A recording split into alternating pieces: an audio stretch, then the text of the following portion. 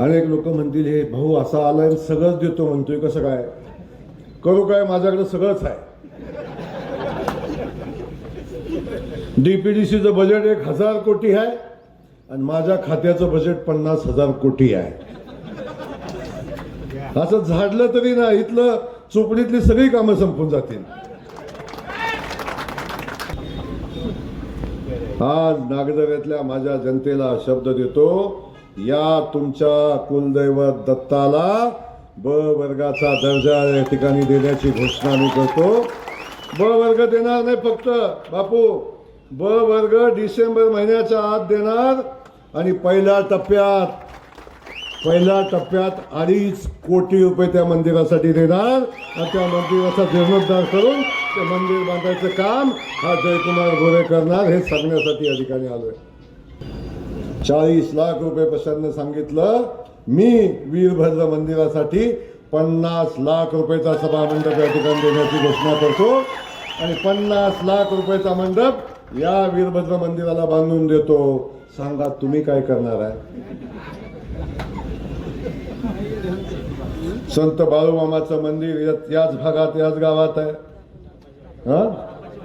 दापाच्या वाडीत संत बाळूमामाचं मंदिर आहे. त्याला क वर्ग दर्जा दिला पाहिजे म्हणून आमच्या गावकऱ्यांची मागणी आहे, बाळूमामाच्या भक्तांची मागणी आहे. सांगा कुठनं देणार आहे? कारण क वर्ग द्यायचा अधिकार पालकमंत्र्याला आहे, पालकमंत्री मी आहे. त्या बाळूमामाच्या मंदिराला क वर्गाचा दर्जा बापू, येणाऱ्या डीपीडीसीची बैठक साधारण 12 ते 14 तारखेला होईल. त्या 14-15 तारखेला बैठक डीपीडीसीची होईल. त्या बैठकीत बाळूमामाच्या मंदिराला क वर्गाचा दर्जा देण्याची घोषणा या निमित्ताने करतो. नागझरीत ज्योतिबाचं मंदिर आहे, चिठ्ठ्या यायला लागल्या सगळ्या. आता काही पण मागा, राजा उदार झालाय आज. ज्योतिबाच्या सभा मंडपाला पैसे पाहिजे. ज्योतिबाच्या सभा मंडपाला सुद्धा किती पैसे पाहिजे? किती पाहिजे? 40 लाख.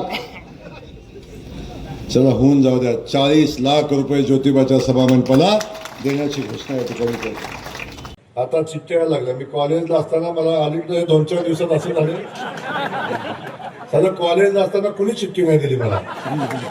अनेक आली चिठ्ठ्या.